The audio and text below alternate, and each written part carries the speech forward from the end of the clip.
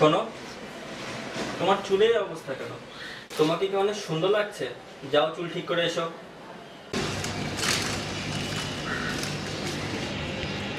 আরে মামা, কি অবস্থা? আরে মামা আর ভালো লাগে না। আর কেন, কি হয়েছে? বাসায় এত শাসন। আরে মামা, কিছু মজা টজা কর, প্রেম করো। কি করলি আর লাইফে বল মামা? প্রেম কি বললেই হয়? আরে তুই প্রেম করবি? দাঁড়া, তোরে আমি দেখাইতেছি। আরে মামা দেখ, এই যে এটা দেখ, এটা হচ্ছে আমার ফেসবুক ফ্রেন্ড। আর এই যে ছবি দেখ, তোর তো পছন্দ হবেই।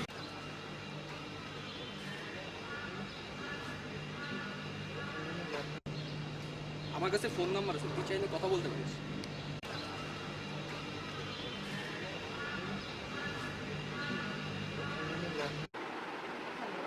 হ্যালো, আমি তৌসিফের ফ্রেন্ড।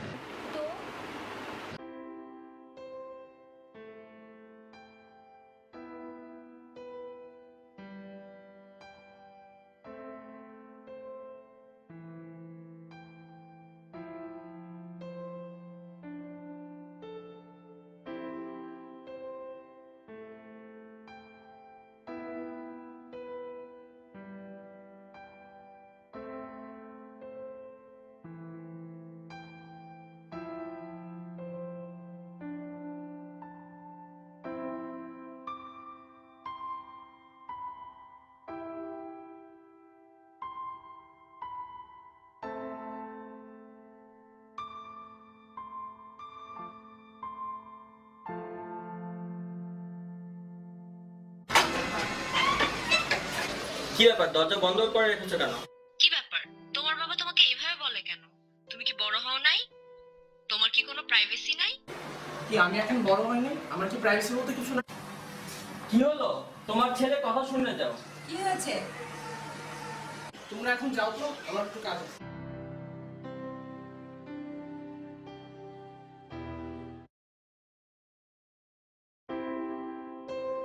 জানো, কালকে আমার যে ফ্রেন্ডের বিয়ে হয়েছে না, ওর হাজব্যান্ডকে 10 লাখ টাকা দেবো।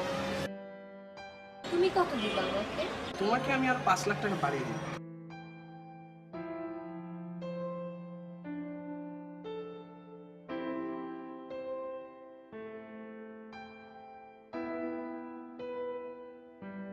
চলো বিয়ে করে ফেলি।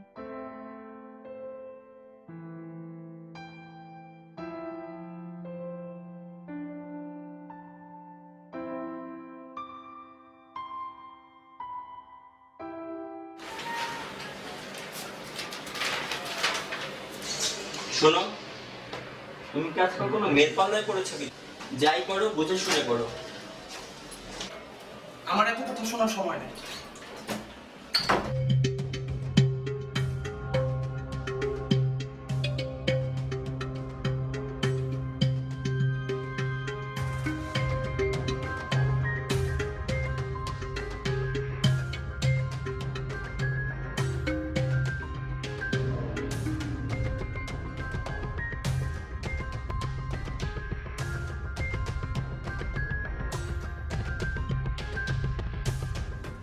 ওকে, আমার বয়ফ্রেন্ড। আমার বয়ফ্রেন্ড মানে? বয়ফ্রেন্ড মানে বয়ফ্রেন্ড। আমার সাথে কোনো যোগাযোগ নেই।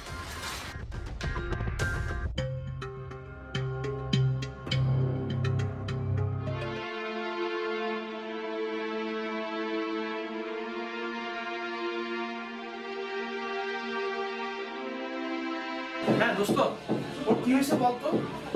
ও তো আমার সাথে দেখাও করতেছে না, আবার ওর ফোনও বন্ধ। কি রে, তোরা নাকি বিয়ে করে ফেলছিস? এখন তো ওই মেয়ে 5 লাখ টাকা চাইছে। 5 লাখ টাকা না দিতে পারলে ওই মেয়ে কিন্তু তোর নামে কেস করে দিবে। এইসব কেস টেসে যাইস না, এসব কিন্তু বহুত ঝামেলা। পরে কিন্তু দেনমোহরের পুরো টাকাটাই দিতে হবে। পরে কি কেসেও ফাঁসবি, আবার দেনমোহরও দিবি?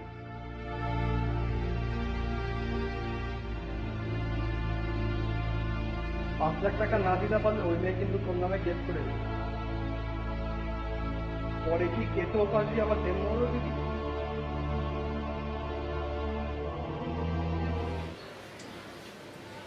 বাবা, তুই আমাকে ডাকলি? হ্যাঁ মা, এদিকে একটু বসো। বাবা, তোর কি মন খারাপ? তুই কি আমাদের উপরে এখনো রেগে আছিস? বাবা মারা যাই করে সন্তানের ভালোর জন্যই করে। শোন, এটা নিয়ে মন খারাপ করিস না। কি হয়েছে বাবা তোর? হ্যাঁ, কি হয়েছে? তুই আমাকে বল। না তুমি এখন একটু যাও, আমি এখন একটু একা থাকতে চাই।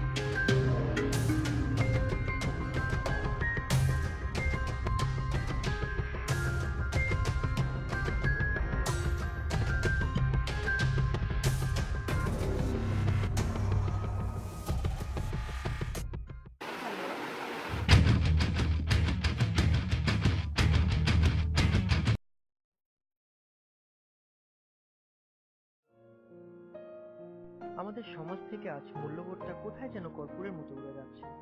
সংস্কৃতি বলতে আজ শুধু আমরা যে পহেলা বৈশাখকে বুঝি। বাবা মা বড়দের সম্মান করা, সব শেয়ার করা, কথা মেনে চলা আমাদের যে সংস্কৃতির একটি অবিচ্ছেদ্য অংশ, তা আমরা প্রায় ভুলতে বসেছি। আজ আমরা যেন মূল্যবোধটাকে বিসর্জন দিতে চলেছি। জন্মের পর থেকে যে মূলটাকে ধরে আমরা বড় হই, তা থেকে যেন আজ আমরা বিচ্ছিন্ন হতে চলেছি। কিন্তু মূল ছাড়া কি কোনো গাছ বাঁচে? এই চিরসত্যটাকে আমরা কিভাবে অস্বীকার করব? আজ আমাদের তরুণ সমাজ যে বিষাক্ত পথে হাঁটতে শুরু করেছে, তা থেকে তাদের রক্ষা করতে চলুন না আমরা সবাই মিলে এগিয়ে আসি, আর এই মূলেই ফিরে যাই, মূলটাকে আঁকড়ে ধরতে শিখি।